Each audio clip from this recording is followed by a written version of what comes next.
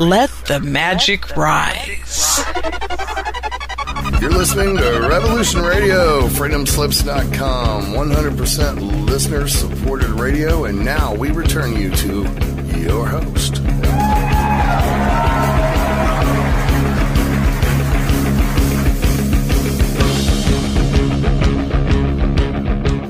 This is London Calling. My family and I.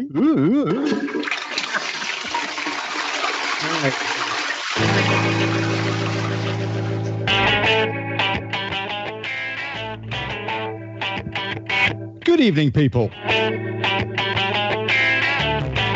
And welcome to Jingly Jangly.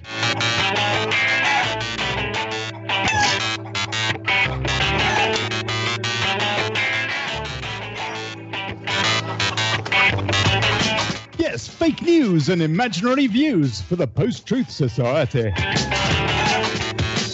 Your anecdote to reality with me, Olly Connolly, here in España, Euro Disneyland.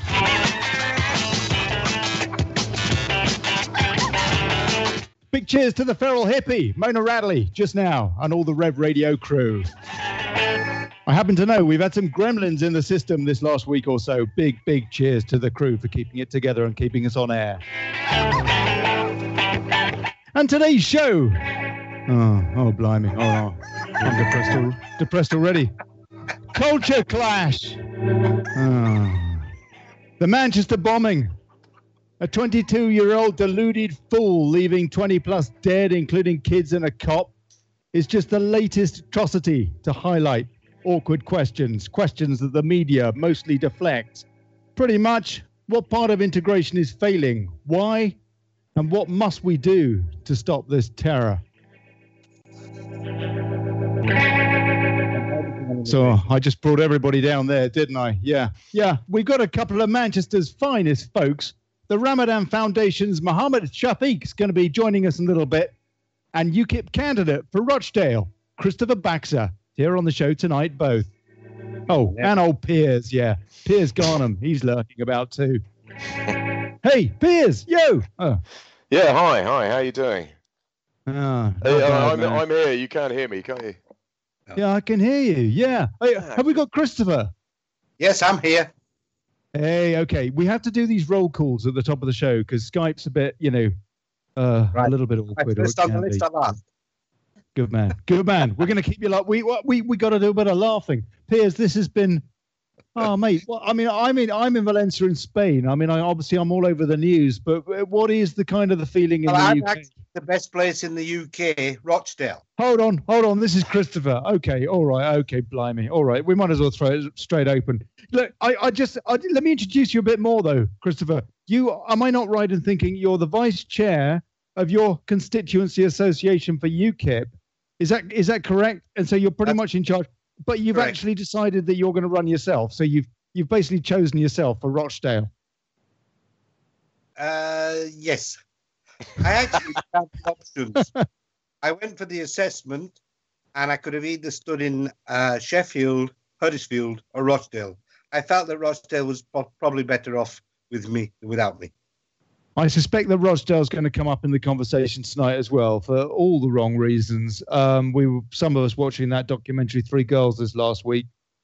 How far back do your connections go with Rochdale? I know that you are a kind of a man. Well, you're a West Yorkshireman, aren't you? That's correct. Yes, born in Halifax, really. Right. And you've been around and about. You're kind of a sort of a worldly kind of a character. You set up business. You were working in South Africa for quite a while. You've been back in the UK for 15 years or so. 17. Right. Okay. And so you've got various different strands to bring to. Well, yeah. So, Christopher, you did while you were living in South Africa. You didn't develop a proper Afrikaans accent, right? Sorry. Sorry, I have an English accent. That'll do. What happened this week, Christopher? Let's get into the oh blimey! I was going to say the blood and guts. Let's get into the guts of this. What happened this week? Why did it happen? What we talking about? The grooming gangs? Well, no, I'm talking about Manchester Arena, the bombing. Manchester Arena. Well, I suppose the asylums here in Rochdale last year. Hello. It's just, I think the majority came to Rochdale, and the rest of the UK was left alone. To be perfectly honest with you. Hold on a sec. You were breaking up there. You were breaking up. I don't know what you pressed. You've got to be very careful what you press. You were basically saying that a disproportionate number of asylum seekers has ended up in Manchester as opposed to in the rest of the UK. Is that what you're saying? Correct. That's correct, yes. And what's wrong with the asylum seekers or the migrants, whatever? There's nothing wrong with asylum seekers. The migration, however, is obvious that anyone would want to come to this country when we're offering such good deals, especially on the benefit system, the salary system. We have to remind ourselves that the majority of the migrants are from Bulgaria on £1.50 an hour, as opposed to £7 an hour in the UK. Where would you minimum want to wage? Go? Yeah. No, sure, of course. When we get up to £10 those kind of folks that have come from border controls, when it's Yeah. £10 an hour, you expect less or more. Christopher, but those kind of folks, the vast majority of them, I mean, surely you'd think all of them, none of them would be wanting to perpetrate the kind of terror that we saw in Manchester the other night from a place like Bulgaria. No, and I don't think they are they? But I mean, without mixing and matching, different issues, you think that there is a general immigration, I don't know, UK being overwhelmed, or I mean, I don't know that has got anything to do with what happened though at Manchester Arena. I don't know. Let's get back to the fundamentals. Go on. We're talking about refugees. Fine. We accept refugees, and so does the whole of Europe. But there is a policy in place within the EU that states that any refugee that's leaving or entering the country stays at the one place it enters. Fine.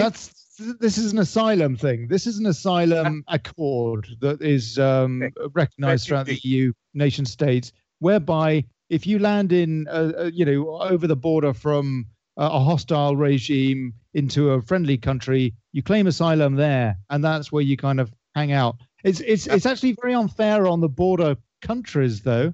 That is correct. But what happens now is that, okay, there are 28 countries within the EU, and most of them seem to want to come to the UK. Why?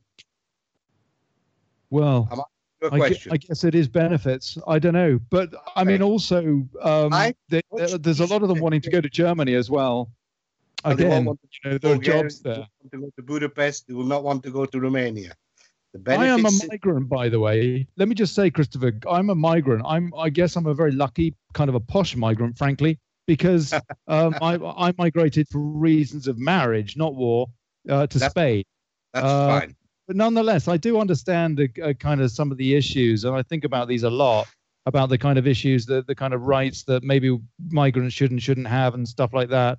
But surely, I mean, okay. Let me just change the angle of this debate slightly. We had just today, we had the former chief of Cobra, Colonel Richard Hemp, saying that we've got 3,000 jihadists in the UK at the estimation of the secret services. Or not so secret services these days, apparently, according to the news. And we need to deport them. We need to deport these 3,000 jihadists. Is he right?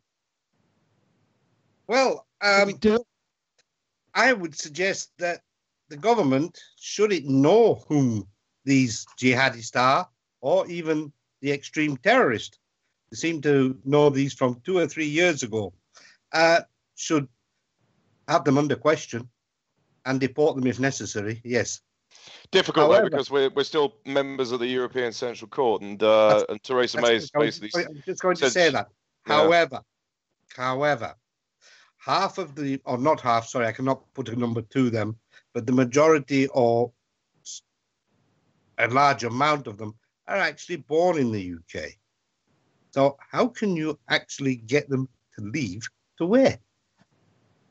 Yeah, that's right. Exactly. We live in a complicated world, don't we? Why is there this kind of extremism? And this is a question I particularly want to ask Mohammed Shafiq later on in this chat. But why is it that we've got this? This it seems to be a very tiny number of folk. Mind you, 3,000 is pretty alarming. But relative to the population, it's a relatively small amount of Muslims who are just off the rails. But what is leading to them? What's the influence? Is it something coming from the pulpit, or is it something that's coming from the online pulpit, or what? I know a lot of them seem to be going off to Syria, like this guy, Abedi, who apparently went to Libya and Syria and then came back to the UK. How are these kids? And they always seem to be young, stupid kids, young, dumb, and full of cum. Or maybe they're not using as much of the latter as they should. I don't know. But what's it about these kids that they're off the rails and they want to kill innocent people? Well, I can only be presumptuous in thinking that the only way that these kids, as you say, learn what is happening over in their own, not in their own country, in other countries, is via the internet and the media. The training and etc. obviously is done outside the country, but the instigation is done surely online. You think it's done online, or is it done in the mosques? I'm just playing devil's advocate here. But I cannot comment on that because I wouldn't know. What happens in a mosque is between themselves. But do you think we've reached the stage now? Do you think we've reached the stage now where if religions, any religion, and we could apply the same methodology to any temple or church or what have you, where we have cameras in place monitoring all religious ceremonies and services conducted, so we have an eye on what's going on to monitor whether or not there's any kind of extremist ideology being preached? Or do you think that would be a good idea? Or is that too much of an infringement on a faith? Personally, I wouldn't mind having a camera and Big Brother looking in on the average Sunday church service. Why not? Why not insist that we have the same privileges with any faith? We can put cameras in synagogues. We can put cameras in temples. It shouldn't be necessary, but I think that this is actually a valid question these days. I've heard somebody else this week, for example, saying maybe we should just allow preaching in English and not allow it in a foreign tongue on English soil. But I mean, again, this sounds dystopian.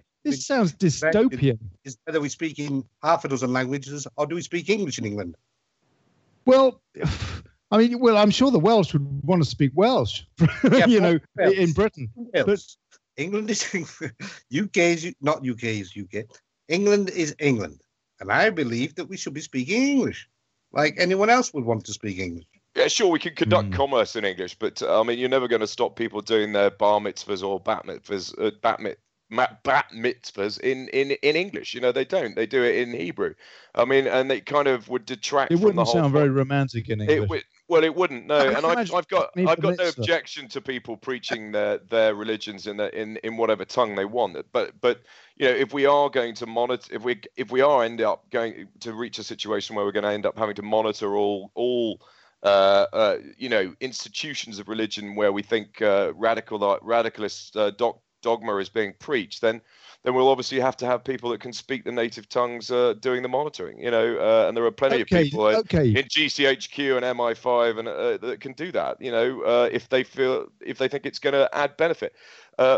It's not personally. I think that there's been a lot of press about this. I think the major reason why we have any kind of degree of hatred towards the West is because of our campaigns in the Middle East. We've gone in. We've gone in there. One bad turn doesn't. Oh no, mate. I don't know. I agree with you. Yes, indeed, the globalist approach is creating all sorts of kerfuffle and all the rest of it. Yeah, folks are being bombed out of their homes and all the rest of it. But that actually, though, it's kind of a separate issue. I imagine I feel extremely uneasy with the British government, my kind of native government, if you like, being in cahoots with the Saudis. I protested against the Iraq war. These folks, does that mean that we should be being blown up? I think a lot of people probably feel the same way, but we're seeing blown up. Saudi Arabia, the logistics involved with Saudi. I mean, the very nature of the regime in Saudi is partly Western. It's set up. We kind of almost created the current regime in Saudi Arabia. If you look back in history, you'll find that we almost came up with the current version of Saudi Arabia. Plus, they're sat came up with the Iraqi template. They're sat on massive oil reserves, and at the end of the day, big money talks, and politicians. I've read an article. Well, is that us back? Yeah, I think so. Hey, you're listening to Jangly, and Ollie Connolly here. Do apologize for this. We seem to have a bit of a problem with the server today. This hasn't happened before. I just think I lost the server, and so I booted my guests, Christopher Baxter and Piers Garnham. Christopher is running as a Rochdale candidate for UKIP, and Piers, and then he's lurking around the show. So anyway, I'm trying to get him back now so that we can get on with this conversation about integration in the UK. And hey, all right, Christopher, you're back, yeah? Yes, is that Ollie? Yeah, it is. I do apologize. Piers, you're there, yeah? Yeah, I'm here, yeah.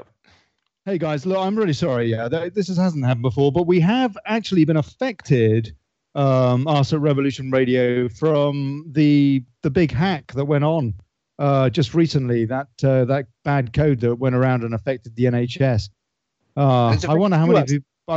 On a serious note, I wonder how many people, as a result of that virus that went around, I wonder how many people would died. As a result of not being able to get treated in the NHS.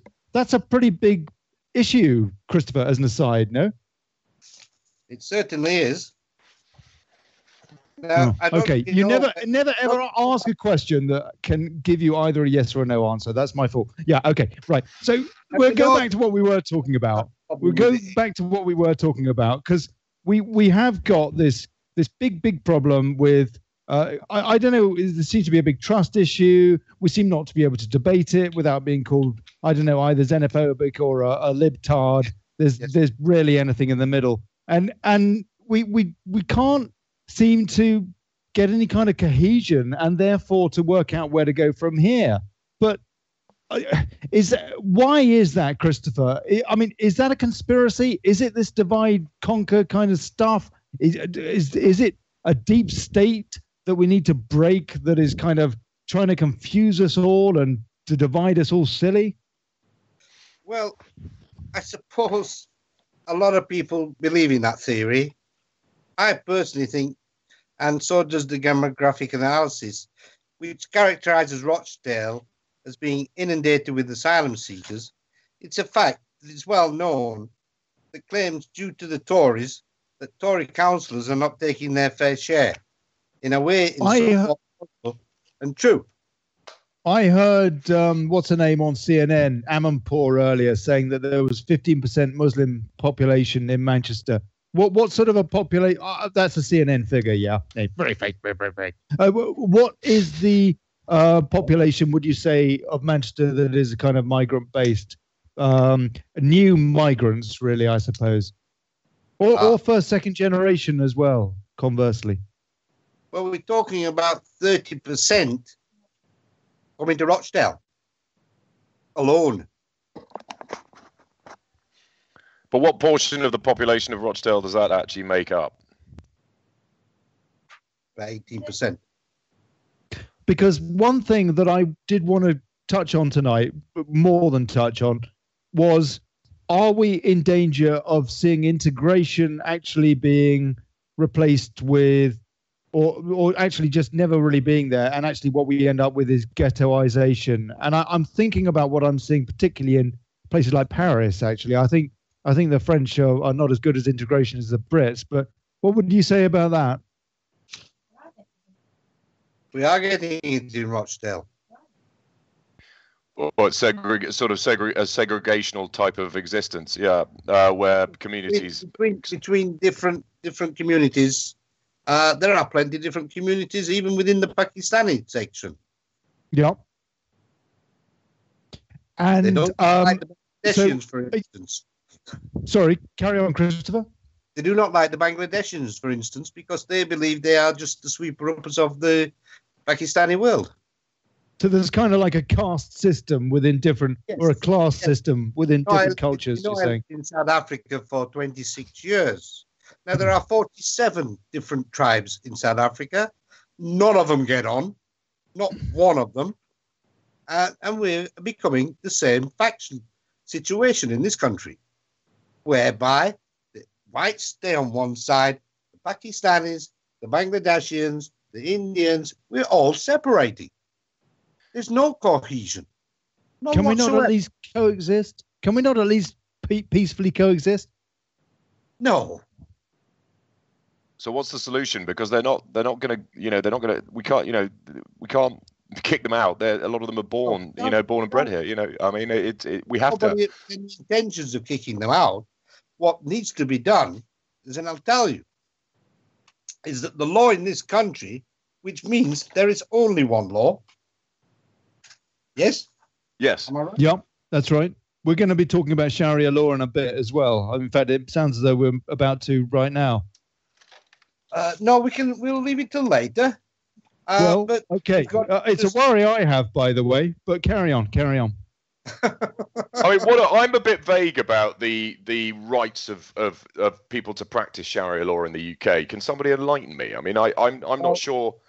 I'm not 100% sure of what I'm saying at the moment, because the UKIP manifesto only came out this morning at 11 o'clock. I've still actually thoroughly to read it. But I'm under the impression that Sharia law will actually be banned in this country. Oh, well, you see, I actually think that's a good... Sorry, go on, Piers. I think that's a good idea. I think, there should be one rule of law for everyone. And I think that faiths that believe that Sharia, if Islam believes that Sharia law is the only law, then they're going to have to radically change and modernize their own faith in order to bring it up to kind of modern Western, principles, basically. It's like going to any other country yourself, and I'm sure you know, when you go to Spain or wherever, you have to abide by their rules and their laws, not make up your own because you fancy them. Well, personally, I don't vote here at all, because the way I look at it is that it is not a matter for me to meddle in what I'm sure the locals can do quite well for themselves, which is basically decide how they want to live. And the way I look at it is that I'm a guest. If I had kids... I'm married to a Spanish girl, yeah.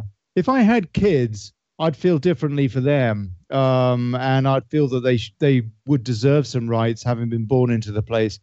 But that's one thing I would say. I don't know that many people necessarily particularly disagree with that. We do, on the other hand, shower first generation migrants straight in with benefits and stuff like that. I realize that there's also a kind of a quid pro quo to a certain extent as far as jobs are concerned. The Sharia court thing, there are a couple of dozen that are reckoned to be running around the UK, but what they're actually doing is another question. But Theresa May did set up an inquiry about Sharia courts, and it has to be said that when she was Home Secretary, and it has to be said that she was open to the idea of there being Sharia, as opposed to just saying, well, hold on a sec, we've already got British law, we don't need any more. Yeah, I think you guys know that I'm from UKIP. And I personally believe the only solution, therefore, is to vote UKIP.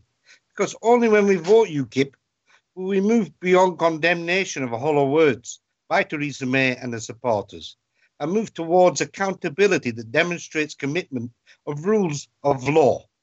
Only then can we shape a different future for our children and the younger generation of this country.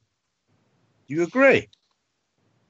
Yeah, I mean, I do. It's such a complicated issue, you know. I mean, but I do. I think we have reached the stage now where, you know, with the sort of atrocities that have been demonstrated in the last 2 or 3 days, you know, you know, I mean, plus we're allowing the Saudis to fund madrasas in the UK, which preach a sort of Wahhabist theology, you know, which is ultimately, Salafist, you know. too. But I can't agree with Wahhabist and Salafist. That's the worry, isn't it?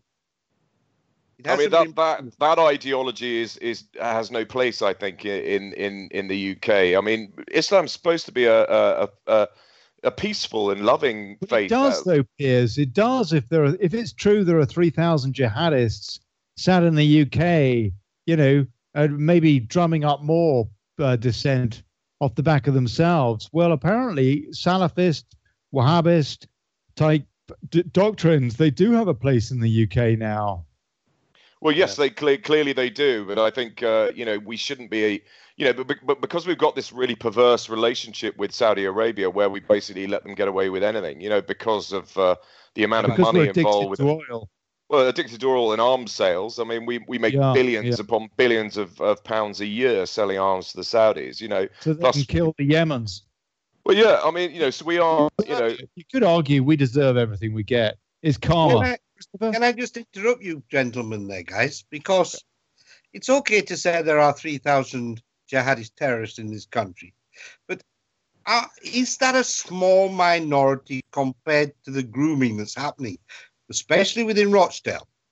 Rather, okay, now we're talking about the child abuse. They are the same ideological human being.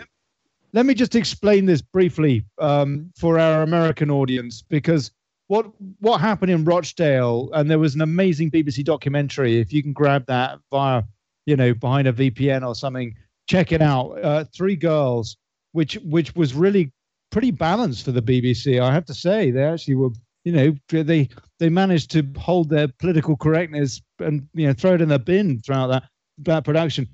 Basically, what happened was a bunch of girls, and they reckon it could run into over 1,000 in Rochdale alone, one sort of suburb of Manchester, were being groomed by a bunch of Pakistanis who were, you know, part of the local community, taxi drivers, ran kebab shops, goodness knows what. And they were, between them, they were sort of networking so that they could get this, you know, I don't know, the way they look at it, I'm not sure, a bit of white, bit of flesh or something. And, you know, very, very young, barely teenage even, and put them in a circle, and then they would decide between them which of their friends that they were going to sleep with first, and then second and third and fourth. I mean, it really is. It turns out that this network isn't just Rochdale, but it's actually throughout the UK, in places throughout the UK, dozens of places. And this is a huge. I would also point out that as I understand it, as a percentage of the overall child sexual abuse pandemic in the UK, this is actually a very small amount.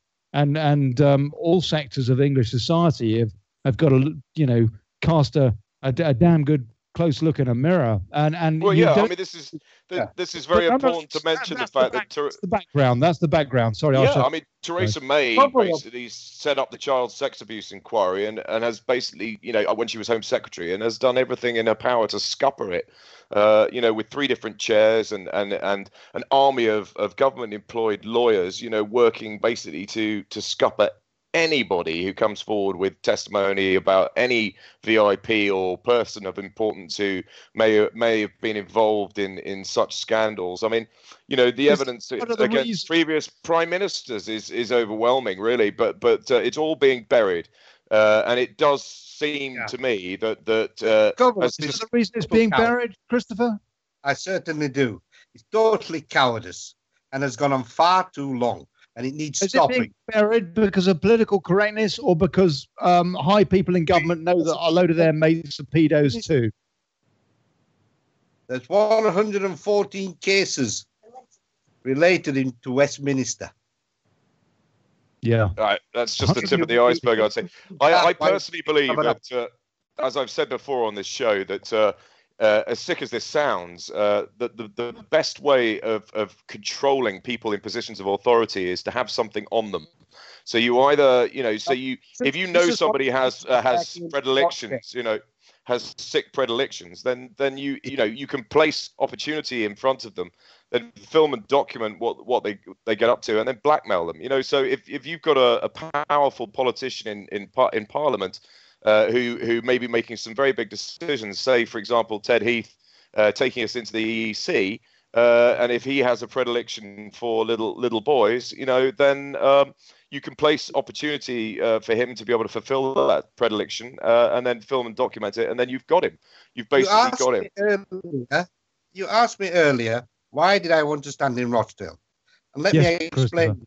The main reason I wanted to stand in Rochdale was when I was a Liberal Democrat councillor, I was on, like everybody else, on the election trail.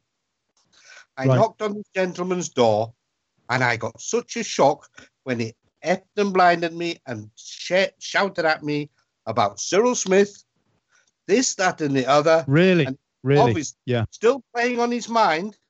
Psychologically, he'd actually been insulted or assaulted by Cyril Smith. And he gave me such a hard time that I actually went away, sat down at home. I didn't cry because I don't cry. But I was so upset, I gave my notice in. Cyril Smith, by the way, was a kind of a UK Jeffrey Epstein stroke that whiner bloke, yeah? Yeah, bit of a dodgy character and prolific. And there's a lot of other cases like him, but he happened to be a Lib Dem. Christopher, you seem like such a sensible bloke. Why did you ever do anything with the Lib Dems?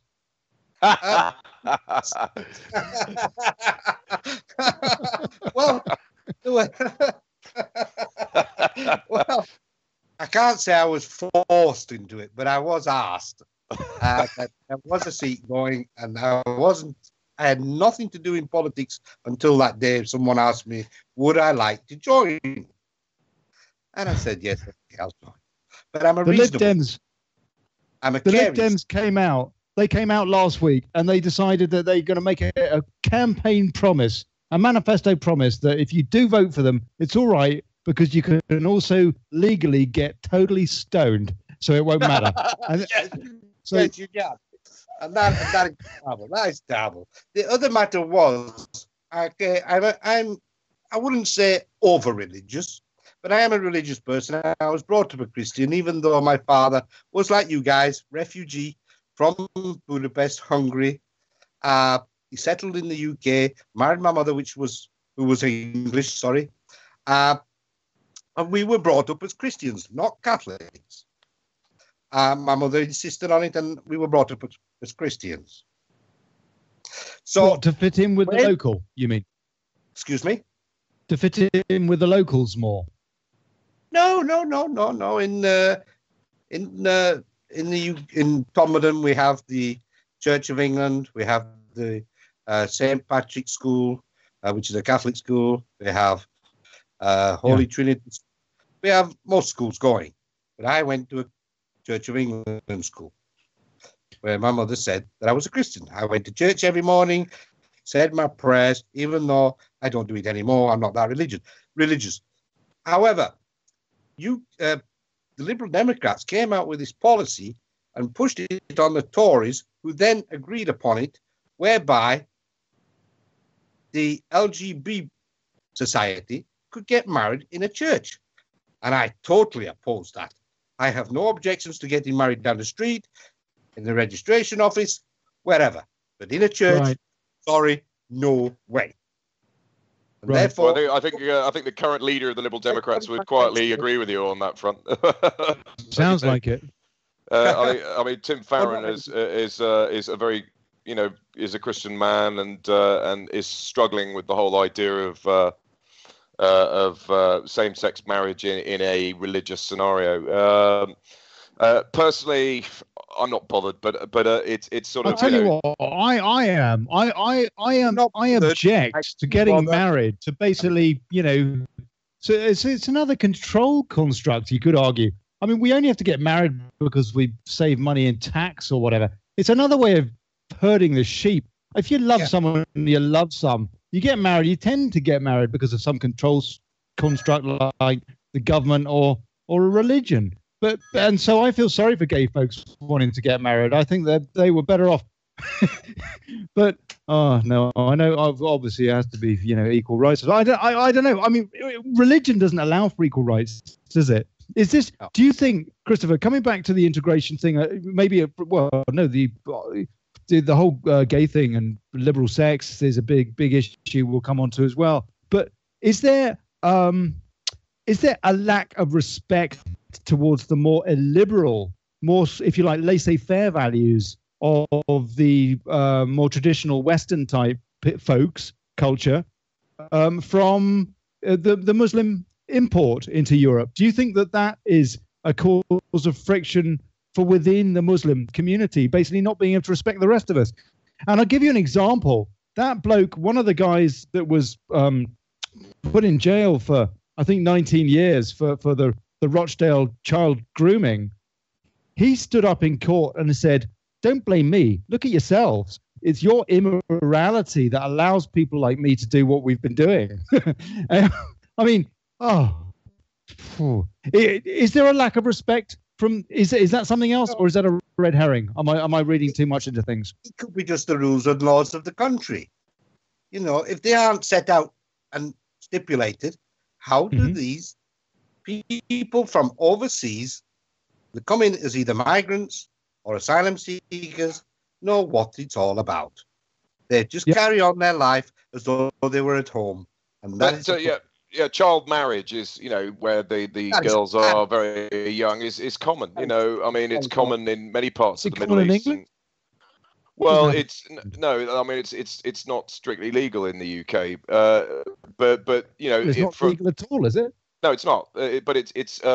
But they come from countries where North Africa, the Middle East, and where child marriage is commonplace. Where it's a way you sell off your daughter basically for a bag of cash, and it's a way for very poor families to sort of use their daughters as a commodity for sale, so they can marry some old rich dude who gives the family a bursary, which will keep them going. So it's basically largely down to sort of the poverty and the desperate need that they end up using their own children as vehicles to line their own pockets, which is terrible. You're correct. I know in South Africa, it's normally a cow or two goats or both, depending on the value of their daughter. Blimey. Yes, exactly. How what kind of value is put on the how beautiful she's deemed and all the rest of it. It is a very archaic, disturbing, and process, but it's but so much of so many faiths is extremely archaic and has no and is anachronistic in the modern world. It doesn't have a place in the modern world at all, and it's so important that all faiths are prepared to change and adapt in order to enable us all to integrate better and share in the common elements and aspects of faith, love and acceptance and forgiveness and all that sort of stuff, rather than all the kind of the adverse sides of whatever religious doctrine people are reading and believing in. We've got to find the common elements of all the Abrahamic faiths, and that's essentially what they all are. I mean, Abraham, is an Islamic, religious figure, as it is in Judaism and Christianity. So we all do have base elements with a root similarity. So it's sort of, we've got to focus on the things that we share in common and work with those and adapt and update our faiths so that we can live in harmony together. This sort of indoctrination and radicalization, it's just being used as a method to cause terror and upheaval. I mean, I do question. You see, I mean, the military, the Western military-industrial complex, makes trillions of dollars every year selling arms and perpetuating wars, and having boogeymen, having Dr. Evil characters like Bin Laden or Kim Jong-un in Korea. They need these guys. They need these figureheads, these Dr. Evil characters, and then their legions of people that adhere to their philosophy. They need all that in order to perpetuate war. If they didn't have any villainous enemies to drop bombs on, then they wouldn't be able to sell any arms. So in some sort of perverse way, the West benefits from having a faith that is prone to radicalization. That they're all sat there in the background, rubbing their hands together and going, great, because this means we can sell more arms and launch more weapons and bombs and perpetuate this massively, hugely, profitable industry. If radical Islam didn't exist, what excuse would they have to sell their arms and perpetuate their war machine? They wouldn't have anything. Back to this Sharia law question that you were asking, that was the initial story of all this we're discussing in a moment. I'm sure you agree. It's important that we talk about the law and to clarify that we mean what we say. The law, we tend to mean the law of this land, no other country. So if I am British and I say the law, I mean British law, the law that governs Britain. Yes? Yeah. Well, absolutely. Sharia law in the UK, many people, plus the government response, has essentially been that there is no Sharia law in the UK. Okay. What this means is that because Sharia law does not have the weight of state behind it, the state does not enforce Sharia law. There is no Sharia law, but there is. If you think about the thing is, it's being done on the hush. It's being done behind closed doors, and we don't know as a result, because it's hush hush, we don't know what the judgments are. And so, for all we know, it could be harmless. It could be Sharia light, but on the other hand, it could be that women are being persecuted, or maybe gay people are being persecuted, that sort of stuff. Stuff that runs completely against everything, really, that our kind of more liberal society has stood for over the last few decades, really. And actually, it's very ironic, because the same kind of liberal philosophy that in a way is kind of saying live and let live, also is got a really big question here, because some of the more extreme elements of these kind of extremists would see him dead. Of course, we've got to remember Sharia is not the law. Sharia, not Sierra. It's not a Ford. Granada. Maybe Olly, maybe this is the way they describe it in South Africa. Syria. It's like you have a different way of pronouncing it. He's a Yorkshireman, man. Syria. Okay. Well, we're gonna have Mohammed Shafiq. I think I want to ask him some of these questions. But Christopher, so tell me then, this week, it actually hasn't made any difference really to any of the UK polling in the general election, I suspect. It doesn't really help, or obviously it's horrible. It's all horrible. But from the political point of view, it doesn't help anyone really, does it? Well, actually, no, it does. It helps Theresa May. She's now got police on the streets. She looks like big and beefy, and a lot of people will like that, which is no. Yeah, let's remember one thing. On the 23rd of June, 2016, voted for better or for worse for Brexit. Yeah, miserable Theresa May suddenly metamorphosized from a soft Remainer to a hard Brexiteer. In so doing, she is about to fall prey to EU that will frustrate and defeat her, pushing her into an either humiliating climb down or universally disadvantageous outcome. When the Brussels drinking commentaries accused Britain's Prime Minister, with a shred of evidence, of overestimating the importance of a strong mandate, we need to take notice for it reveals the determination of the EU establishment to get its own way, as it will do when she arrives on the doorstep, equipped with the country's mandate. Do you think there's any way? Is there any way that she could not deliver on Brexit now? Yes, plenty of ways. How? Well, we only have to agree on the will of the people is overwhelming. Sorry?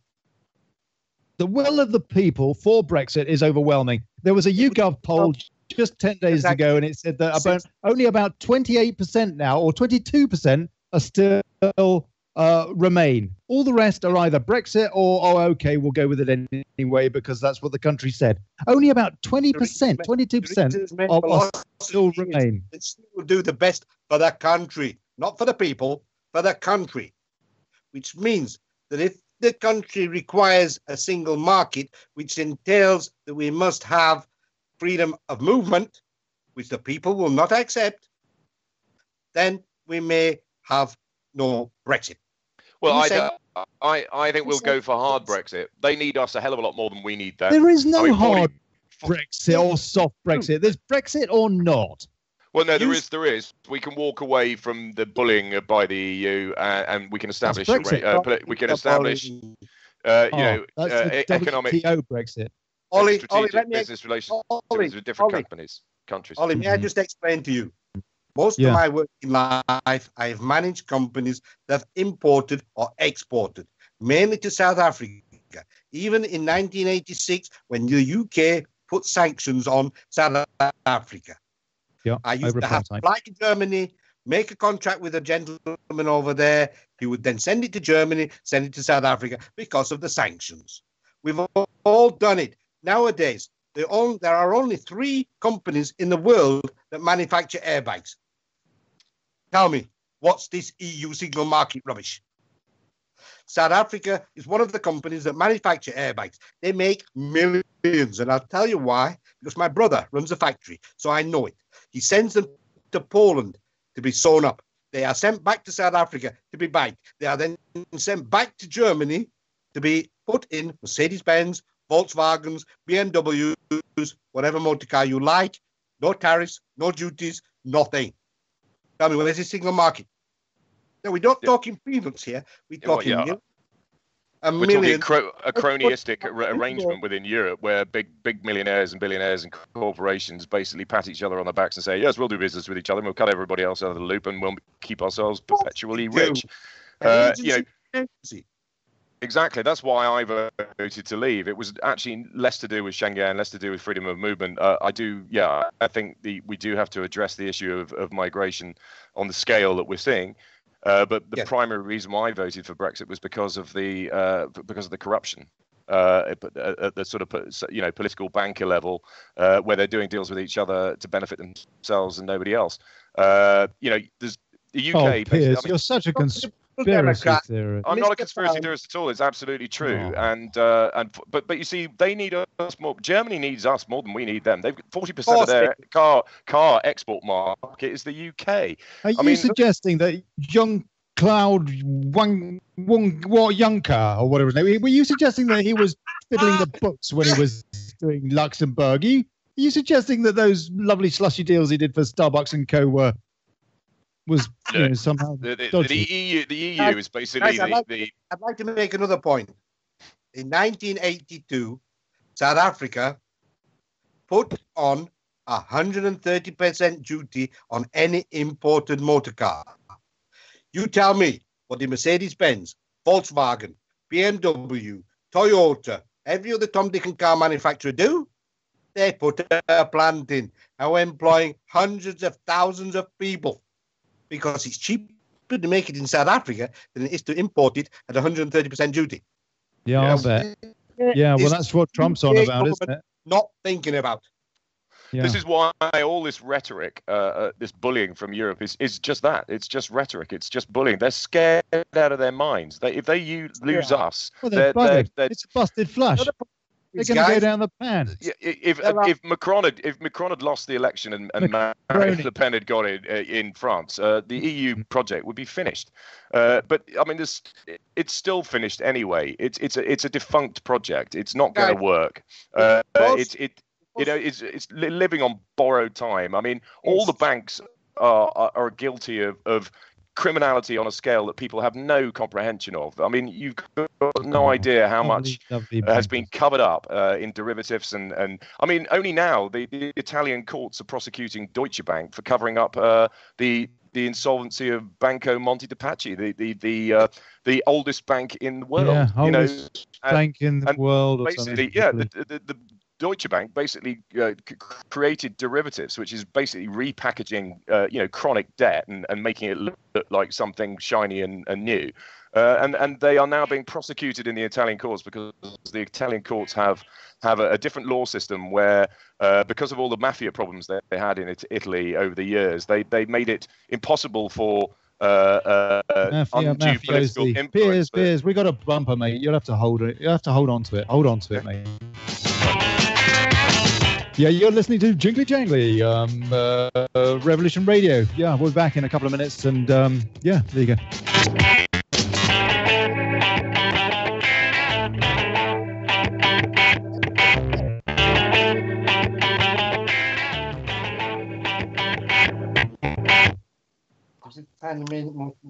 Oh, look at that. I got the timing wrong again. Hooray! The bumper is coming up. It really is coming up. You know what? We're going to just a bit of a pee break, maybe get a beer, what have you. We've got Mohammed Shafiq coming after the break. And we're very lucky to have Christopher Baxter here as well, having a chat about UKIP and what's going on in the UK with the election. And we're all a bit depressed about how well multiculturalism is doing.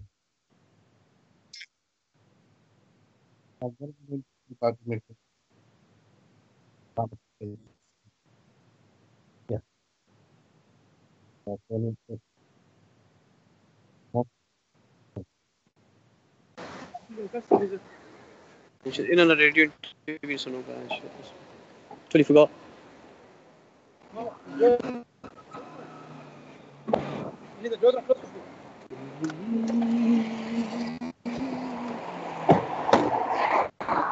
Hello.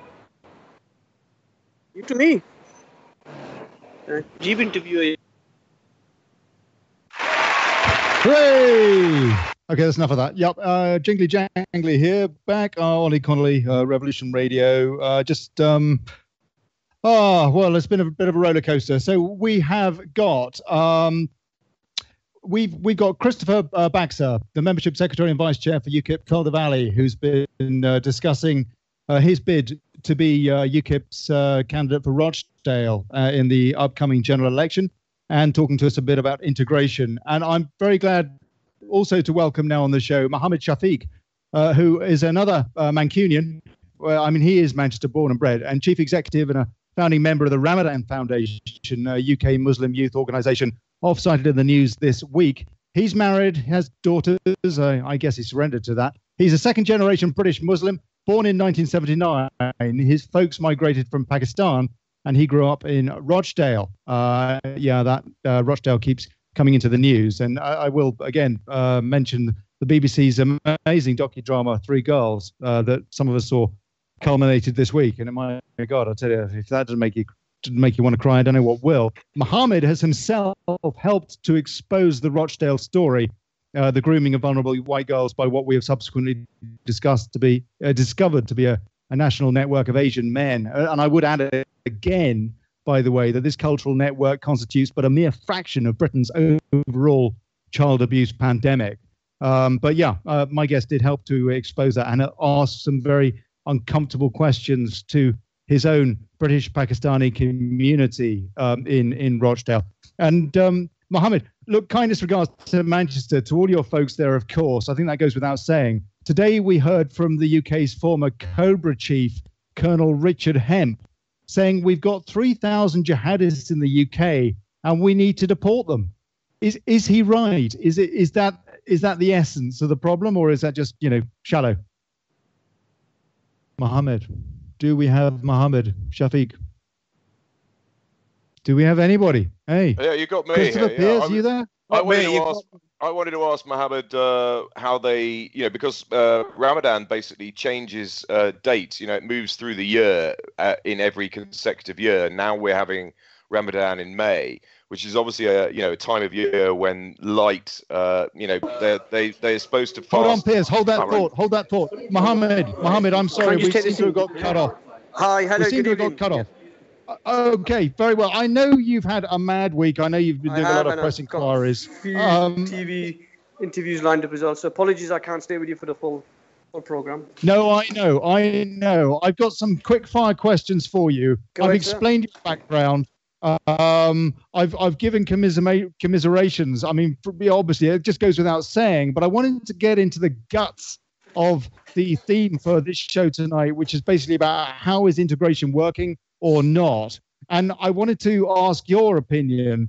The UK's former Cobra chief, Colonel Richard Hemp, today he said we've got 3,000 jihadists in the UK and we need to deport them. Is he right? Well, Richard Kemp is a right-wing nutter who constantly attacks Islam and Muslims. What we require now, we don't need rhetoric. We need politicians, commentators, people in the media, people in the Muslim community, and all faith communities, to use language that brings people together, inclusive language. And you've seen it. Hold on, whoa, because I've been hearing nothing but inclusive language all week from the BBC, from CNN, and actually not just this atrocity, but every atrocity, and all the time. No, and but I slightly said, let me tell you. But what facts are correct and not? Well, let me tell you. Let me tell you why that's happened. It's happened because of the culture and the values of Manchester as a city. We've been able to articulate that in a really strong way. So you asked me about integration. Well, I think it's the media. Come on, let me at least get a sentence in before you interject, sir. Questions too. But yes, well, I know, but if you can't constantly interrupt me if we're going to have a dialogue, it would be really helpful for me to. No, but I do want to get at some of the questions that are not being asked. You're just constantly interrupting me, sir. How can we have a debate if you're just going to interrupt me? Okay, fair enough. Quite right. So you disagree. You say he's wrong. He's absolutely wrong, and people like him are part of the problem, not the solution. So let me tell you about integration. The Monday night after the blast, within minutes of that blast going off, the thousands of people that were stranded. It was Muslim taxi. I know that. I've seen Muslim taxi. See, you don't want to listen, do you? Muslim taxi drivers. You're answering the question that you've answered all week. Okay. You know what? I'm just going to say goodbye to you because this is not really an interview. This is just. Mohammed, I gave you a lovely interview. Goodbye. So I know you didn't hear it. Oh.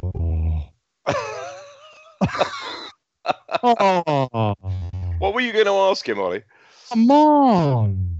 What was your list of questions? What were you going to ask? I mean, you do. Yeah, I mean, you had asked him about integration, and he was about to respond. But what were your key list of questions that you were going to put? I was going to ask exactly the same questions that I asked you guys in the first hour. Actually, exactly the same. Mentioned something that the majority of the taxi drivers that were collecting and volunteering to take people home were actually Sikh taxi owners.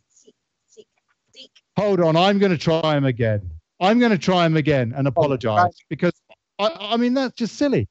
Hold on, I'm going to try him again. Mohammed Shafiq. I didn't mean to offend him. I hope I didn't. I mean, obviously did. It's ringing. I suppose you won't pick it up.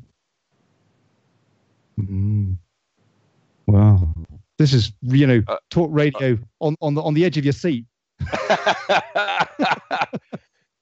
Well, look, I mean, okay, it's just he doesn't want to answer.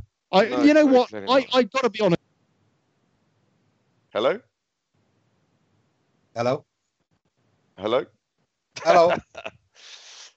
Ollie, have you gone? We've lost Ollie. I think it's just you and me, Chris. Oh, that's very nice. I tell you what, I wanted to ask Mohammed about Ramadan actually, because one of the things that's always intrigued me about Ramadan is the fact that it does occur at different times of the year. And when you have long hours of light and the morning light starts very early, and then obviously it doesn't get dark now till sort of 9-10 o'clock at night. The idea is that you're supposed to fast between when from sun up to sundown. Yes. I'm wondering when people of Islamic faith live in northern European countries, where there are much longer hours of light, whether they follow the light schedule for Mecca, or I'm assuming they must, because otherwise the whole thing would be completely impractical. I presume they do anyway. I think they must. I think that must be the rule of thumb when exercising Ramadan. Otherwise it just wouldn't be doable, would it? I mean, obviously no, for sure. I don't know. So you're saying that there were a lot of Sikh drivers, basically. Yeah. Where did you find that Where did you find that out from, and what was the general consensus? I mean, it was. I think. Go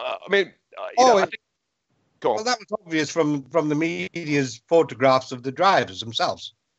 Oh right, yeah. So the sort of turban-wearing cab drivers, basically. Yeah, yes, yeah, of course. Yeah, no, for sure. Wear that sort of gear. Yeah, no, absolutely. You see, I do believe the majority of human beings are generally, regardless of their faith or upbringing, are decent human beings who are just looking to make a better life for themselves and their family. Hello?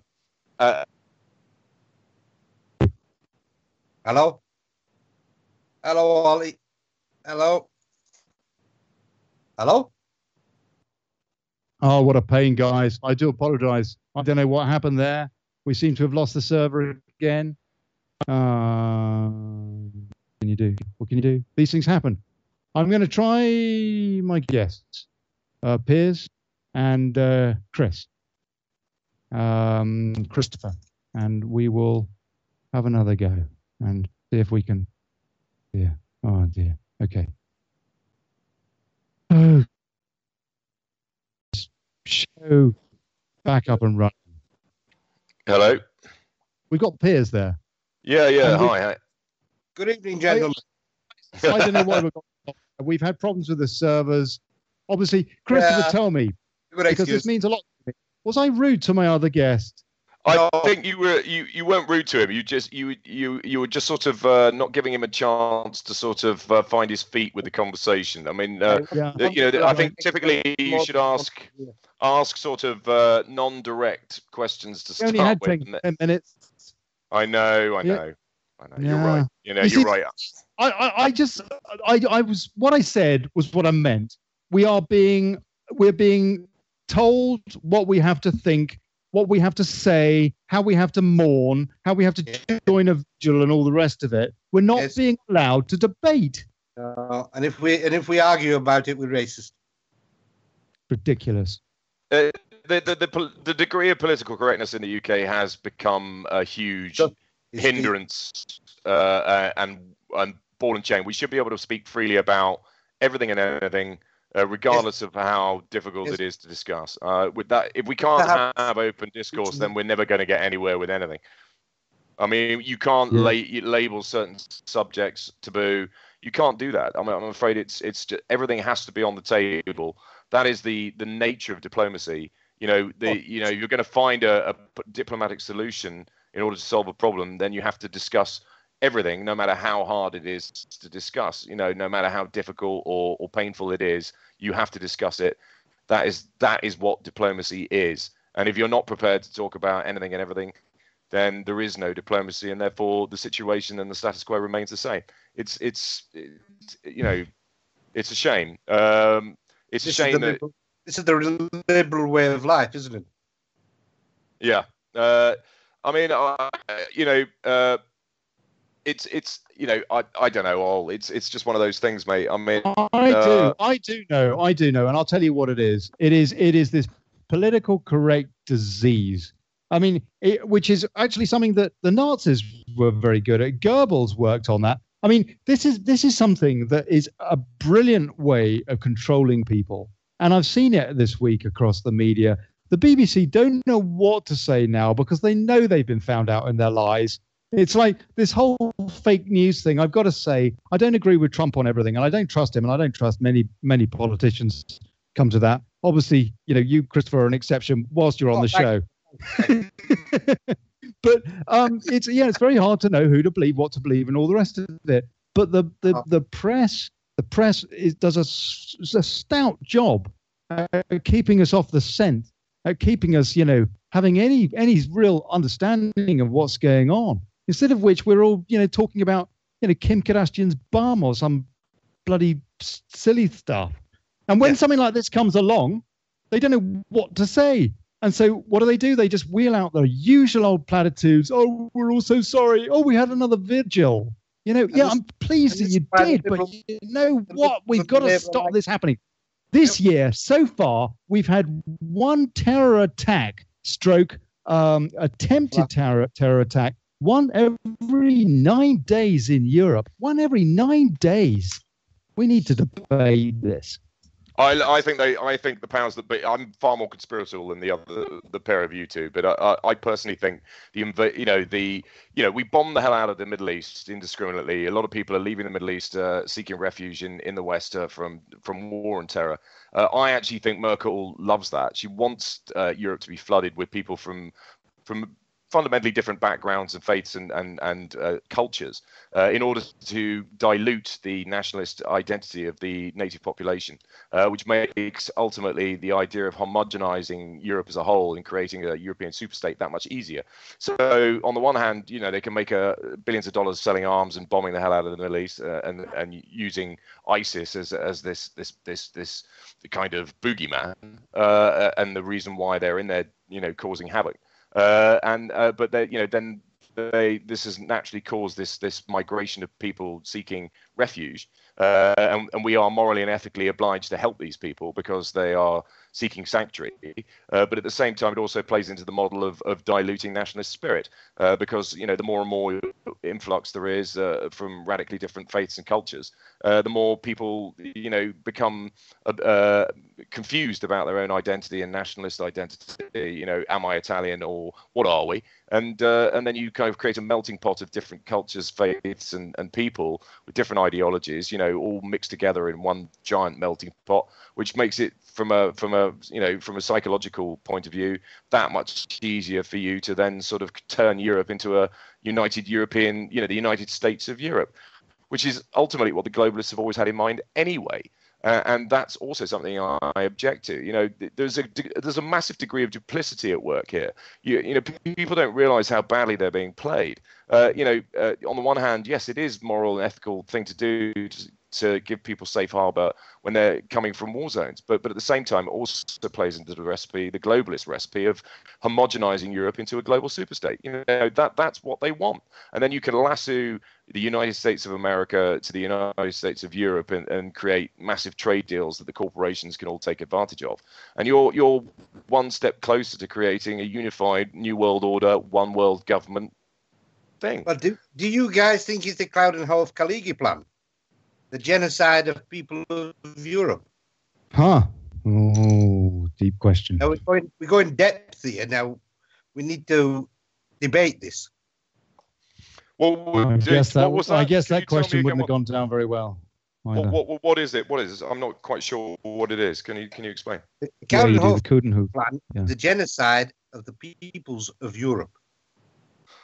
I'm not aware of that word. I haven't heard that word before. It's the Coudenhove, isn't it? Couden.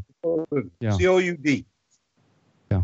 I ultimately a plan that was put together to divide and rule Europeans by importing folks from anywhere else. And everywhere else. Correct, yes. Yeah, well, actually, okay, give it whatever label you like. I do think that is the agenda. How it's been enacted is another matter, but yeah, sure, a lot of people would say that it has. I mean, Merkel can be seen, as a wonderful, sensitive, kind, caring, loving individual who wants to give safe harbor to people coming from war-torn zones. Absolutely. So that makes her look great. But on the other hand, the other side of the equation, she's flooding Western Germany with people from a fundamentally different background, You know, they don't have the same ideals, the same principles. They don't think the same way as you know, Westerners, and you create this melting pot where Germans, you know, are told that they have to offer safe harbor and be nice and polite and caring and kind and accommodating, and that kind of discombobulates them. They start to lose their own national identity and start to sort of wonder what they are. Who am I? What am I? You know, for the rest of Europe as well. Yeah, of course. This is the plan. I mean, the whole plan has always been the globalist agenda. You know, I mean, you had the Bushes and Kissinger all you know, using the mantra "New World Order, New World Order, New World Order, New World Order," and this is the agenda. You know, that all the Western leaders, including Theresa May, who seems to be going out of her way to try and lose this general election.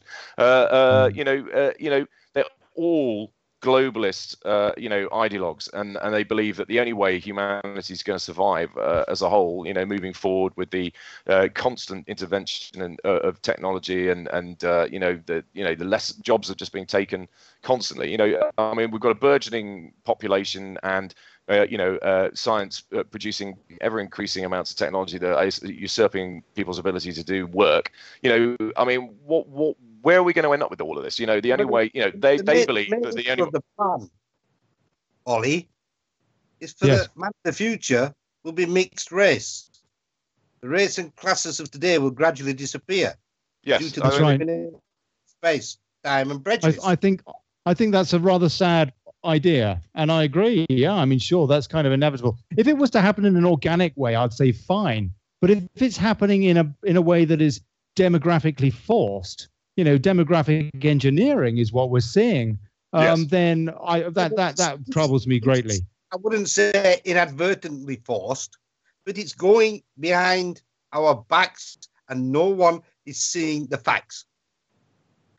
Yeah, I mean, I like the way Ollie put it, in the sense that if it's an organic process and people choose to marry outside their own faith or culture, religion, whatever, and we end up with you know, mixed blood people, I'm quite happy with that. I think ultimately, you know, as an organic process with freedom of choice involved, then that's fine. But we are being socially manipulated by the powers that be. Yes, we are. May I just say another thing, because I know more about this than you two guys probably will ever know. And that is in South Africa, where I lived for 26 years. There is a place called... Start talking about sheep farming. No. Cape Town. Talking about Cape Town, where the majority of people in Cape Town are called Cape Coloreds.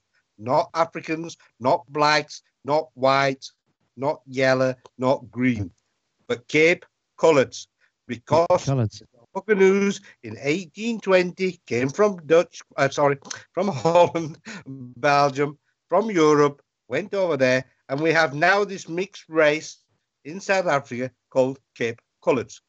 The blacks do not get on with them. The whites put up with them.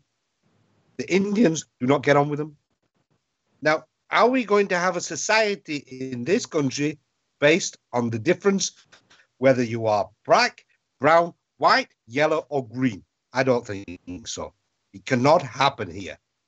No, it shouldn't. I don't care what colour somebody is. I really don't. Never have. Right. I mean, there are idiots and assholes in all walks of life. You know, regardless of colour. You know, it makes no difference. Colour has never been an issue for me. I judge everybody at face. You know, it's. Colour isn't an issue. Whoa. Colour is not an issue, but values are. Yes. It is an issue when we have Manchester as an Asian community, Rochdale as a white community, Dominant as a Chinese community, London as a German community. Then we're going to have an issue. Yeah, you're right. I mean, ultimately, you know, we're too integrated now. We're not, because we'll all be dead. We're not, because we'll be dead.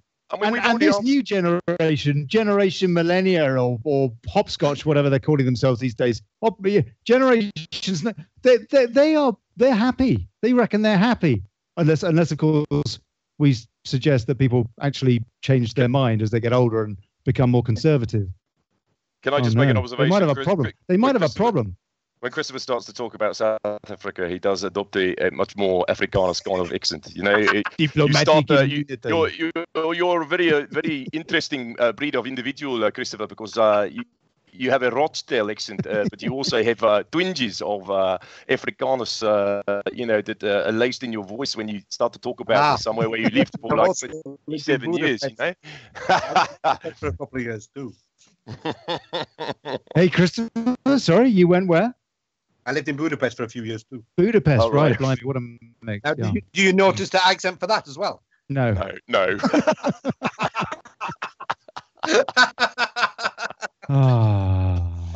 Oh dear. But you're right. Okay. I mean, we've already answered the question. Really, we need one uniform rule of law, and everybody has to adopt to that. You know, I'll tell you what. I'm so good at hosting a debate on integration that one of my guests hangs up on me before I've finished the first question. I obviously am not very good at integration myself. I don't know. I don't know. What a. Well, you're like a bull in a china shop. Sometimes that's the thing. You've got to be. I tell you what. I watch these interviews, and this is a big part of this. I watch these interviews on the Beeb or whatever, and it's like they spend 10 minutes. I'm not joking. With Ammon Pora earlier, that bloke I was asking, he spent 7-8 minutes with her talking about the vigils and how everybody was pulling together. And then she asked him a question, and he said something interesting. He said, we've got to stop being apologists. And then he started talking about the effect of these wars going on in the Middle East on the conscience of some of the young folks in his Muslim community. CNN was beginning to get exciting. And what does she do? She terminates the interview. That wretched cow almond pour on CNN. I'll tell you. Hold on.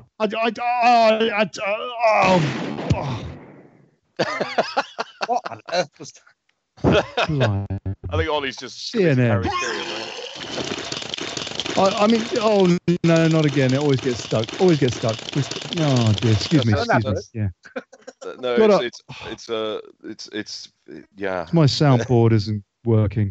Nothing working on the show this week. But we've got Christopher here, and he's gunning for Rochdale, he's about to convince Piers and me why we should be voting for UKIP. Yeah, and this should be an interesting debate. Well, Chris, personally, can I just ask one thing? I mean, what percentage of the voting population in Rochdale do you think might actually vote for you? I mean, do you actually genuinely feel that you have a sporting chance of getting elected, or will you just have a good show and get a reasonable count? You see, I'm torn at the moment because I loathe the Tories, and as much as I like Jeremy Corbyn's ideology, it's completely unfundable. It's sort of I don't know what to vote, and I'd like Tim Farron, lovely man. No, the Lib Dems, no. I mean, I'm not up for a second. You get a second chance at democracy, mate. Second chance at democracy. I see the current general election as a second two for the price of one. I mean, in a way, I'd like to. I had my UKIP representative in Hammersmith and Fulham come round. And he was looking for signatures in order to enable him to. No, UKIP. Okay. He was looking for signatures from people who are who have been members of the UKIP party, and I have in the past, and am still, I think, a member. I haven't cancelled my subscription, so I'm assuming I'm still a UKIP member. He came around and asked for my signature so he could stand in this general election. But Hammersmith and Fulham Council are Predominantly Labour, so the likelihood is. If I did vote UKIP, I could vote UKIP, but would it be a completely wasted vote? I mean, what's the circumstances of Rochdale? I mean, what's your feeling? I mean, you've obviously done some canvassing, or you're going to do some canvassing, or you've been going out and sounding people out in the street. What's the general consensus in the Rochdale area, and what do you feel? General consensus, I suppose, after the 3 girls on TV and the grooming gangs, the demographic perception is that it is not allowed. I've lost the server again. Okay. No. Christopher, you dropped off then. Christopher, you dropped off. Could you just repeat that last bit that you were saying? Since the Three Girls documentary, and then you got cut off. We all did, I think. Right, Yeah, well, we back. I was saying that the demographic perception is that it's not acceptable in Rochdale. Right. I cannot say for the rest of the country, but I would think it would be. But in fairness to the Muslim community there, is that not as much a case of the police being utterly useless at rooting this out? I mean, Yes. it's not. The vast majority of the Muslim population of Rochdale is law-abiding, I imagine, no? Let's take one consideration into fact here, and that is that the ex-chief of police of Manchester is now standing as the Labour representative for Rochdale. Really? Yes, really. Not the guy that got kicked off the force as a result of Rochdale. Not that bloke. You're talking about Mr. Flowers. I'm not sure, to be honest. I don't know the names. Yeah, Mr. Flowers now was kicked off Rochdale, then he was kicked off Rotherham, and then he has apparently now joined Marks and Spencer's financial sector somewhere and doing quite well. Nice. Good old Marks and Spencer. That's what happens in Rochdale. Okay, fine. He was the head of the police. None of them have been disciplined. I mean, because again, Paul Flowers, yeah. Paul Flowers. None of them. There's been no discipline. I mean, these guys. They let that investigation. The beginning of that documentary. It opens up with what's her name? The sexual health teacher liaison for the teenagers in the areas, basically trying to make sure that they're using condoms. It opens up with her talking to a load of folks who don't want to know her basically her allegations, which were proven correct. 2 years or something goes by. Nobody's been held to account. No, nobody's ever been held to account. What would you do if you got into office? What would you do to see that there's a bit of justice? Because it seems to me that the police have failed miserably. It's beyond failing. It's a cover-up somehow, why. I don't know why. Yeah, it's a cowardice, and it's been going on long enough, and it needs stopping. In the same way that you have honour maimings and slayings that happen quite regularly in the UK and are very rarely publicised in the mainstream media, because obviously from a political correct standpoint, they don't want people realising that I mean, I read a book about this American surgeon that spent time in Pakistan and Afghanistan. And he's a maxillofacial surgeon who does, plastics and reconstructive surgery. And if a man is slighted in those countries, if a woman turns them down or whatever, they go and get a bunch of sulfuric acid and then, find them in the street and then pour it all over their face. And their face then melts off. And these girls are mortally maimed for life and end up having to have, if they're lucky enough to have reconstructive surgery. And this doctor was going out there to help try and patch some of the the worst cases up. And this happens now in the UK a lot, and it is not heavily publicised in the mainstream media because the government believes that if people were aware of just how much these sort of atrocities were occurring, that would not add to the integration and understanding, the philosophy. I mean, even in my parents' village, of Gerrards Cross and Chalfont-St-Peter in the home county surrounding London, chap had a daughter of 30, a Muslim daughter of 30 who was a lawyer. She was clever. She was independent, academic. Piers, you're talking about individual isolated incidents. I'm not. I mean, it's not. Well, it's I'm just not saying, isolated. It happens. It happens a hell of a lot, mate. It happens I was going to say though, one of the things is we don't know. We have no idea because again, we have no debate. Well, this is what I mean. We need to discuss this sort of stuff because it's not being discussed, and it just to brush it under the carpet is not a solution. We need to talk about the most painful aspects of our society in order to be able to rectify the problems and enable integration to occur. But the this sort of barbaric, archaic philosophies, and the abuse that women suffer in silence, within their own communities, living in the UK is appalling, and it happens a lot. Honor killings, maimings, that sort of stuff goes on all the time, and if you were actually, you'll have the official figures, and then you'll have but they'll be only the tip of the iceberg, and it's all being dumbed down because people don't want to be made aware of atrocities literally a stone's throw from their front door. They don't want to have that. Apparently this girl's dad knifed her to death because she wanted to marry a Brit, and he objected, so he literally knifed his own daughter to death in the family home. Apparently the screams could be heard by the neighbors, so this sort of stuff is, I'm not, yes, this isn't an isolated incident, I'm afraid. This is the sort of thing that goes on. And until these cultures fundamentally change the way they think and behave, and the way they approach women and their understanding of women, and women are not possessions, and a commodity to be bartered. They are human beings with their own rights and own minds. And that is this a question, Piers? No, it just needs to be recognised, and this is part of the the modernisation process of any faith.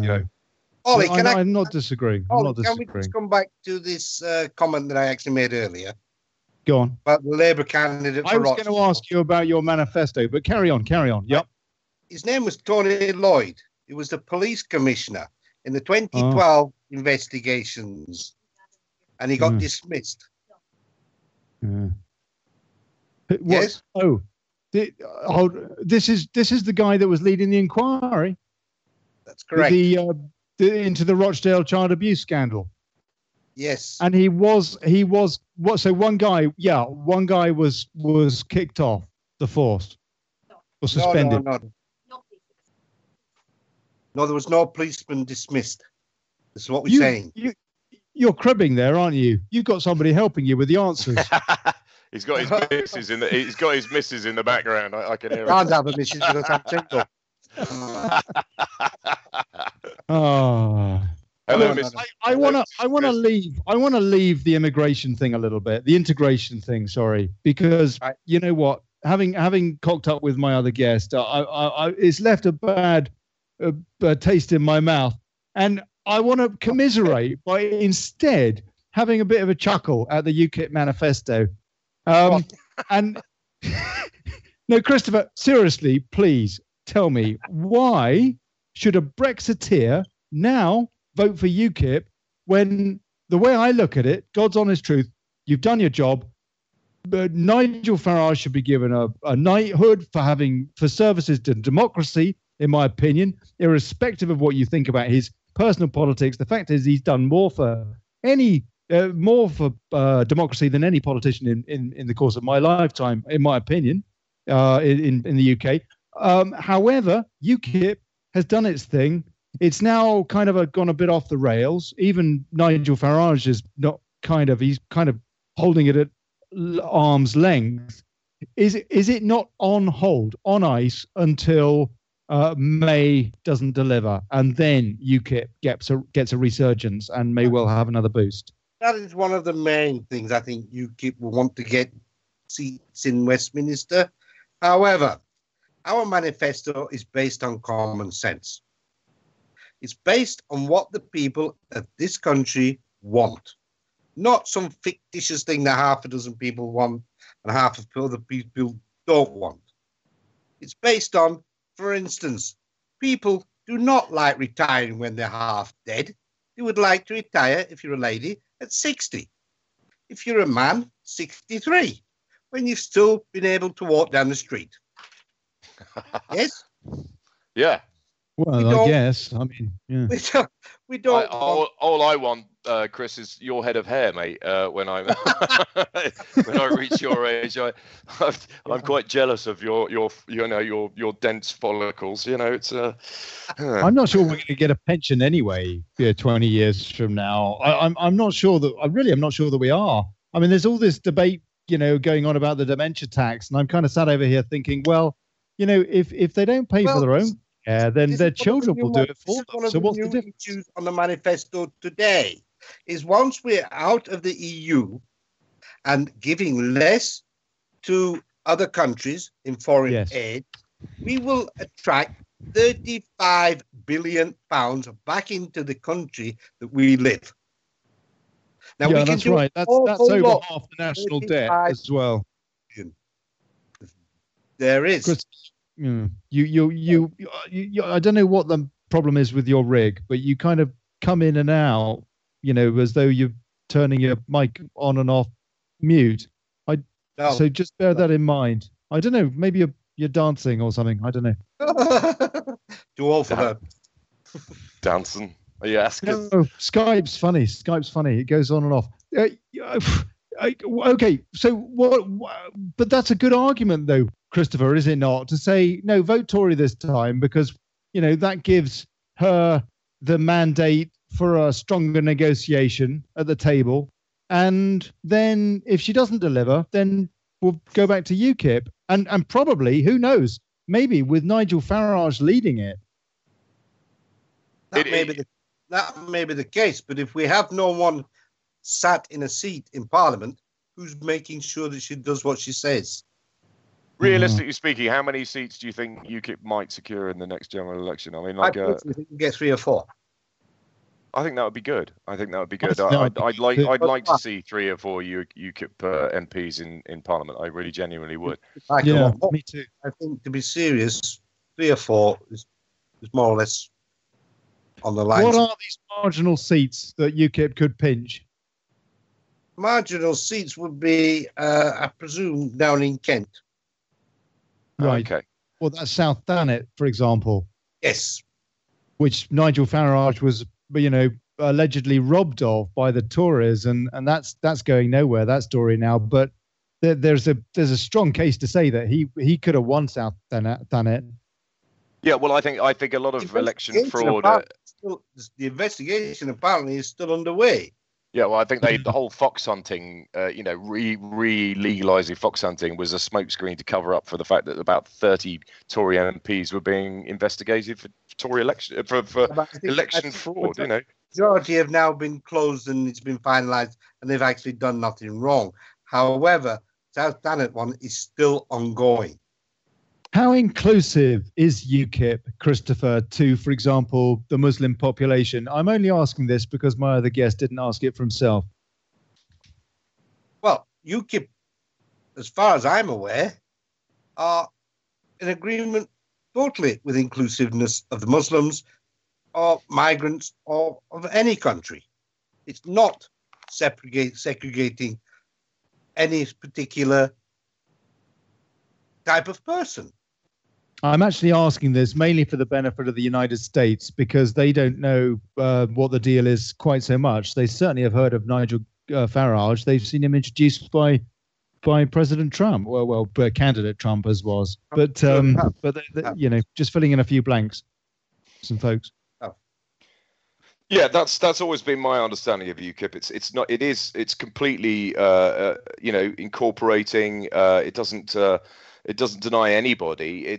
As you say, it's common sense. It's common sense, and it's not about racism. It's not about UKIP has been denigrated and labelled as the party of racism and bigotry and small-mindedness and nationalism and xenophobia. It's not. That's not what it's about. It's just about finding a working solution. From the leftists losing the argument. As soon as they are losing an argument, we are racist. We are this. We are that. And they cannot consider common sense to the fact. In fairness, and I think this is the case across all parties and all people, there is good and bad, different elements. And so that might be the principle of the party. But I'll be perfectly frank with you. In the past, I've had a chance to vote for UKIP, and I didn't do it. Not because I disagreed with the policies of the party, because I didn't disagree with the policies of the party, but because I was a little bit concerned about some of the folks that I saw supporting UKIP in some of the comment sections. So, hey, maybe I'm a snowflake, but I'm just saying, I'm just throwing this open from different angles. What would you say to people like that, Christopher, with that frame of mind? I just think that people need to actually wake up. They have voted for the two parties after generation after generation after generation, and they now actually must sit down and read the manifestos, just like I did when I was a Liberal Democrat. I checked out the manifestos of most parties, and it took me 6 months to decide that I wanted to become a UKIP member. Whether I get threatened on the street or whether I get called racist, I know I'm a man of common sense. And that's how I think people should actually recognise what UKIP's policies are all about. And you've come over from the Lib Dems. I mean, it's truth. Talk about, out of the frying pan into the fire. No, I don't mean that.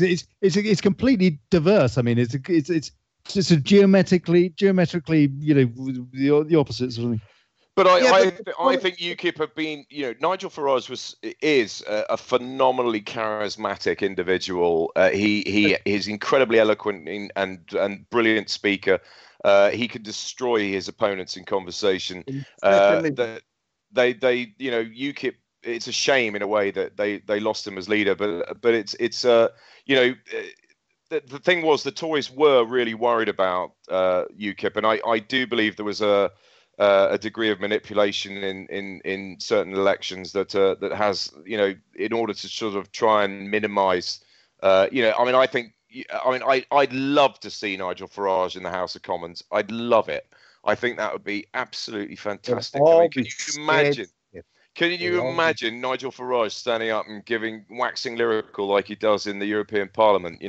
On the House of Commons floor, it would just be sensational. Everybody would be tuning into the parliamentary channel. I mean, rather than just the 2 or 3 people that watch it now. It would be. He is entertaining. Yeah, he really is, and I bet he holds court very well in a pub. In actual fact, there is no difference between Nigel on BBC parliamentary channel at the EU than it is meeting him in person. I asked him to go and say hello to my mother, who for 70 years has voted Labour. And she has never voted for Labour since. Well, there you go, yeah. Well, to come from his dining room table to our dining room table because of the large crowd that wanted to shake his hand. It took him 2 hours to come and speak to my mother, who said hello. His mother was also called Barbara, and he had a chat with my mother, and they got on very well. And she now votes for UKIP. He's such a charismatic sort of person. He is. He is very charismatic. I mean, and he would be a hugely beneficial addition to the House of Commons. And I wish to God that he would stand again. But on the other hand, you could argue that we're better off with him over there in Brussels, absurding, keeping an eye on them. I agree. Yeah, I mean, it's the highlight of my week watching Nigel Farage give a speech in that European Parliament. I mean, he just lets rip, and they all sit there squirming, and it's just fantastic. I mean, Juncker and all his lot, they're just, oh dear. I mean, it's, just a bunch of, they're all on the payroll of the big banks and corporations, and that's it's just so bent and corrupt, and I loathe it. I absolutely loathe it. Is it what is going to happen first, Brexit or implosion, EU implosion, Christopher? Well, we were under the impression, or most people were of this country, were that France may have had some indication or leeway in making the EU worse off. However, for some reason, they voted Liberal. And that was, I think, the wrong signal to send out. I think what's going to happen now is that after we've had our few terrorist organized crimes in this country, France are going to get some more. And it's going to get worse. And then we have Germany, and then we have Italy. So which one makes the EU fall? We'll have to wait and see. But one of them will. But ultimately, the finances of Europe are completely knackered, and the only reason the whole system's been kept alive is by market manipulation, quantitative easing, and central bank buybacks. The only reason why they've managed to prop the whole, basically, we're in the middle of a massive depression, and they've used modern financial wizardry in order to mask that depression. But at some point, we are all going to have to pay the piper, and it's a question of how long they can keep pushing the can, kicking the can down the cul-de-sac. It's the reality. Even the piper's a robot. The fiscal reality of Europe and the Western world as a whole is really, really scary. If you really knew in reality just how desperate they've become, now it's like crash to consolidate. This is what happened in the 30s in the States. There was the crash in the 30s, and then everything was worth nothing, and then anybody that still had finances was buying up all these perfectly good businesses, a penny on the dollar, cent on the dollar or whatever, and fusing them into giant sort of corporations, and that's basically what they want to do with Europe. They want to crash the European economy and then buy it up a cent on the euro and create one giant corporate conglomerate. That's what they want to do. I mean, it's like Rothschild after Waterloo.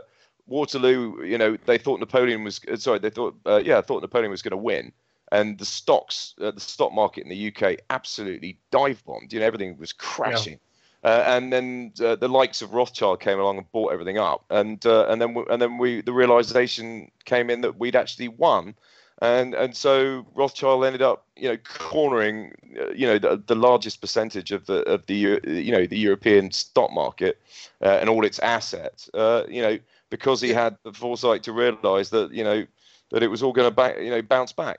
And Christopher, while this is truism, its insistent repetition of Brussels' functionalities and political pawnbrokers such as Angela Merkel and Schauber himself, it's inevitable to convert it subconsciously into a very different notion. No voter in any country can empower their government to oppose Brussels. And this is the problem. Yes, I mean, it's the globalist centralist, philosophy. This is all being part of the plan, as we've discussed tonight. In depth, this has always been the agenda. The European Union is all part of the globalist agenda. And if I genuinely believe, Delors said it. Jean-Claude Trichet said it as well. He said it's a cornerstone to global government. Look, hold on, whoa, because we cover that a lot on this show. I want to ask you, Christopher, what is your prediction for this general election? You've said to Piers, you told us what you're going to get. You'd be pleased with 3 or 4 seats. You think that's what you're going to get, rather. You'd be pleased with a few more, but you understand that. What about the rest of the parties? Are we going to get rid of the bloody Blairites for a start? Well, I think Labour are going to crash out, to be perfectly honest, because anyone that wants to vote Labour... Does it go back to Blairism? New Labour? Is that where it goes? That's awful. So we've got no opposition again. And anyone who votes for Labour really have nothing between their ears. They need to actually consider what would happen if he got into Parliament. Well, I agree with that. I like Corbyn, but the fact is that if you vote for Labour, the NEC has just as much power and control, and they're all Blairites, bar one of them. Only one of them's a Corbynista, so he hasn't got enough power. It's changing. Well, I mean, the Tory philosophy is negotiating Brexit. The Tory philosophy is like a lord who's got himself massively into a huge gambling debt and is selling off all the family heirlooms in in an open house sale, which is rubbish. And then you've got Corbyn, who's preaching lots of wonderfully popularist ideologies, give everything to everybody. You could liken that to a pair of drunk teenage girls going into Westfield with their dad's black card and his PIN number, going on a mad spending spree that they'll never be able to pay off. So, he isn't even in charge of Labour. If he got in, a vote for him, you could argue it's a vote for Blair. It's a vote for the Blairites. It's a vote to go straight back to the no way you do not deserve a referendum. We'll decide for you. Yes, definitely. Yes, I hope the British public realise that. I hope that they've looked at the manifesto and they haven't thought, well, how are they going to pay for it? But it's a very nice manifesto. They're going to do this for us. They're going to do that for it. But they need to sit down and think, hold on, who's paying for all this? The EU are not going to pay for it, that's for sure. Whether we stay in or out. They're going to give us a big refund for all those buildings we own and half the wine cellar. We're going to we're going to auction all the wine, and then we can raise a few $100 billion from that. The Tory philosophy is to sell everything, lock, stock, and two smoky barrels. Privatise everything, literally, and sell everything. That's all we've got left. It is like a lord selling off all his crown jewels and family heirlooms. It's just like open house sale, just buy it, sell it all off. That's the only option we've got left. To be fair, neither Conservatives or Labour have any working solution for the trouble that we're in. I personally think that we're like on a Second World War footing. We should be looking to go high tech and local and do away with big government and huge corporations, and we should just start to look to a future of going local, creating communities that are self-sustaining, where they can literally almost run themselves. They can generate all their own energy. They can literally, and if there are gaps in knowledge or skill sets, they can share with other local communities. We need to create a self-sustaining community. Sorry, I have to put in here because you've got to remember, the government want to pass down rules and regulations to all the councils to do this, that, and the other. But I don't know about you, but I have been on the council. And half the people on that council wouldn't know what day it is unless you told them. And now, or this town, I'm sorry, it doesn't work like that. We have a council in Rochdale that give themselves 34% increase. The man in charge, Councillor Farnell, gave himself a staggering 51%. This is at the same time depleting poverty and again increase the council tax by 3%. Talk about cronyism. Yeah, taking a leaf straight out of the Kinnock's book. Don't forget, Councillor Farnell, believe it or not, used to be a toilet cleaner. Yeah, you see, we give you, well, maybe it was a very good one. Power corrupts. Absolute power corrupts. Absolutely. And if you give people, control over public money. I mean, look at the money that the BBC. We're coming to the end of the show. We're coming to. Oh, Piers. Look, I want to say a big thank you to my guest that didn't hang up on me this week. I really appreciate that. Christopher Baxter, thank you, sir. UKIP candidate for Rochdale. Whoa. Best of luck. Thank you. I'm not going to say that because that would be partial, and this is an impartial show. But I would like to say a big thank you also to my old mate Piers Garnham for coming along and keeping us all entertained. It's okay, mate. I'm quite happy. And I'd like to say a big shout out to Beverly, who I spoke to earlier, who sorted out me having a chat with Christopher. Thanks, Beverly. You're lovely. And yes, this is Jingly Jangly. I was Olly Connolly, and you are tuned into Revolution Radio. Hey, if you like what we do us a favour, go to the site and donate a few quid. Blah, blah, blah, blah. Yeah, we've got Mike Harris coming up. Yeah.